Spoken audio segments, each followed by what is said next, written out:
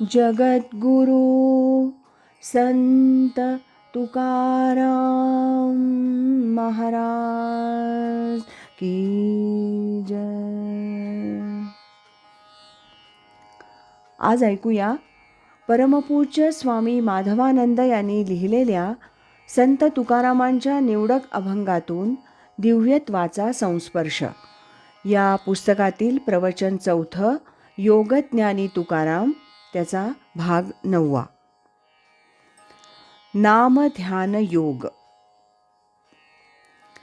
एकांतातलं नाम आणि ध्यान हे काही 2 वेगवेगळे मार्ग नाहीत.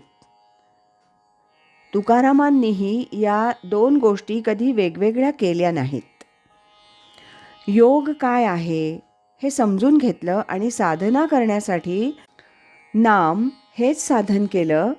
पण ते नाम जसं भक्तिभावानं घेतलं तसंच ते ध्यानयोगाचं आलंबन म्हणूनही एकांतात घेतलं.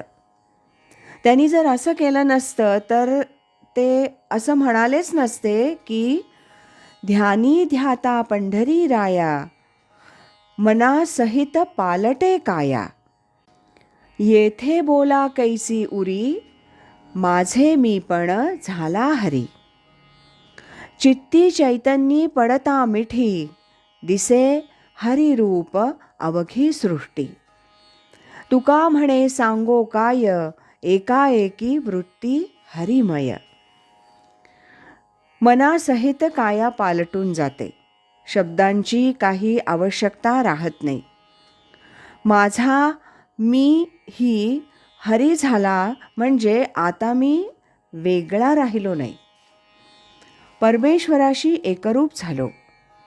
चित्त चैतन्य ज्यावेळी एकरूप होतात ती हीच योग भूमिका.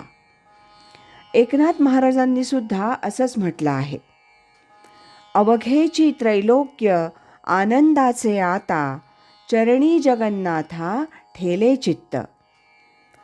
माय जगन्नाथ बाप जगन्नाथ, अनाथांचा नाथ जनार्दन.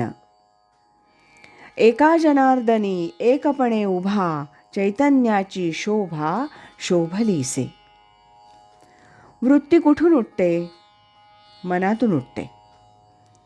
मनातून वृत्ती उठून जाते कुठे? बाहेरच्या विषयापाशी जाते. त्या विषयाला धरून ती परत येते. पण चित्ताचं चैतन्य झालं की प्रत्येक वृत्ती ईश्वराचा स्पर्श घेऊनच उठते. त्यामुळं त्याला सगळं विश्वच परमेश्वरानं व्यापलं आहे हे ज्ञान प्राप्त झालेलं असतं. ती त्याची अनुभूती असते. ती अनुभूती येण्याच्या अगोदरच्या ज्या स्थिती आहेत त्या म्हणजे बोलावंसं वाटतं, सांगावंसं वाटतं, लोकांकडून कौतुक करून घ्यावंसं वाटतं. या स्थिती तुकाराम महाराजांनी नीट वर्णन केले आहेत. एके ठिकाणी ते म्हणतात, देह निरसे तरी बोलावया नुरे उरी, येर वाचेचे वाग्जाळ, अलंकारापुरते बोल. काचे तरी कढे जाती ऐसे चित्त ओढे, विष्णुदास तुका पूर्णधनी जाणे चुका. जर देहभाव निरसला तर बोलायला काही उरत नाही. जणू काही त्या शब्दांना अलंकारांनी फुलवावं असे ते बोल आहेत. मग बोलतो केव्हा? तूप कढायला येतं तेव्हा त्याचा आधीचा आवाज अगदी कमी कमी व्हायला लागतो. तो कमी झाल्यानंतर घरातली बाई लक्ष देऊन तिथं उभी राहते. नंतर ते पूर्णपणे कढलं का हे बघण्यासाठी ती थोडं पाणी शिंपडून बघते. हे बघते तेव्हा त्याची अवस्था बदललेली असते, त्यामुळं ते पाणी स्वीकारित नाही.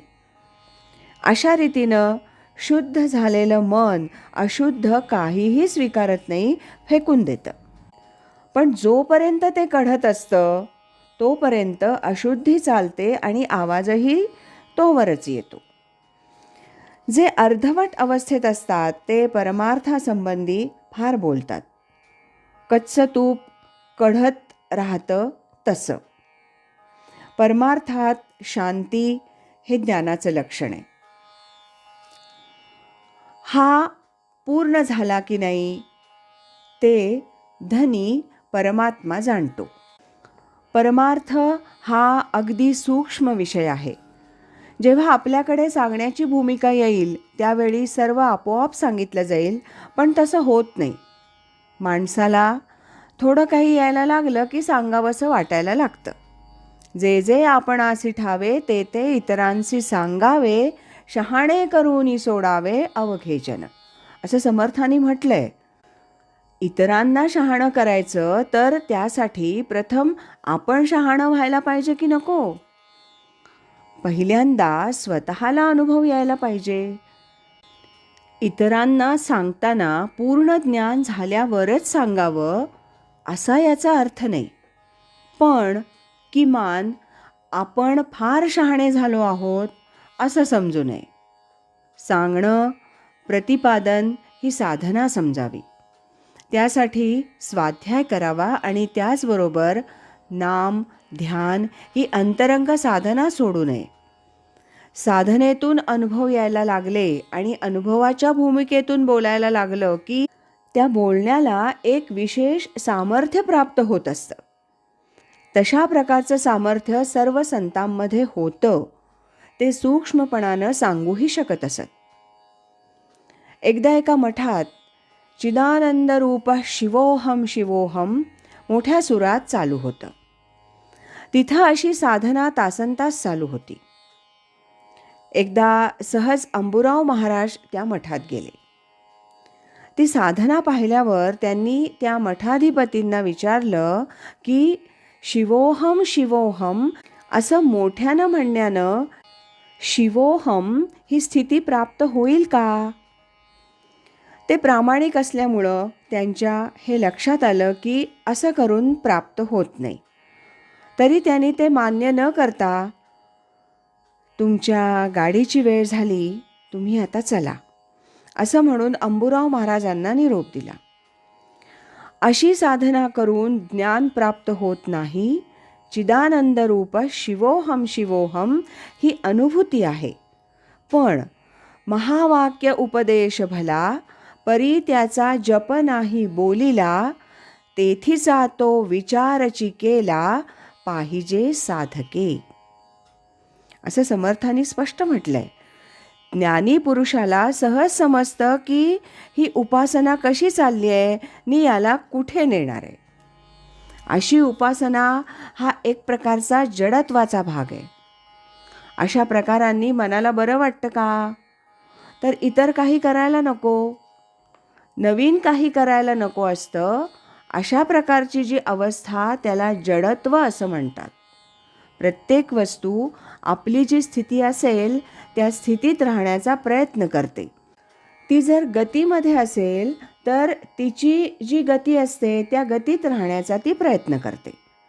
यालाच जडत्व म्हटलं जातं. कॅरमचा स्ट्रायकर सोंगट्यांच्या थप्पीवर मारला की खालची सोंगटी पुढे जाते आणि वरच्या तशाच खाली बसतात. तशा प्रकारांनी लोक मरमरो जाती वडिले गेली हे प्रचिती, तरीही आपल्याला काही वाटत नाही. मना पाहता सत्य हे मृत्युभूमी, जिता बोलती सर्व ही जीव मीमी, चिरंजीव हे सर्व ही मानिताती, अकस्मात सांडूनिया सर्व जाती. एक प्रकारे जे मानसिक जडत्व असतं त्याला तुकारामांनी जोरदार धक्के दिलेले आहेत. वैशिष्ट्य म्हणजे त्या काळामध्ये महाराजांच्या जवळ अशी कोणीही व्यक्ती नव्हती की जी या पातळीला जाईल. केवळ भजन पूजन करणारी माणसं बरीच असतात, पण स्थूळ क्रियात्मक पातळीच्या पलीकडे जावं आणि साक्षात्कार करून घ्यावा असं मात्र थोड्यांनाच वाटतं. ही झेप इतरांनाही घेता येईल, परंतु ते झेप घेण्याच्या भूमिकेतच नसतात. जे तुकाराम महाराज म्हणतात, ज्ञानेश्वर महाराज म्हणतात, ते आपल्यालाही साधू शकेल. आज इथेच थांबूया. यानंतरचा भाग उद्या ऐकूया. श्रीमत् सच्चिदानंद सद्गुरु श्री स्वामी माधवानंद महाराज की जय. हरि ओम तत्सत.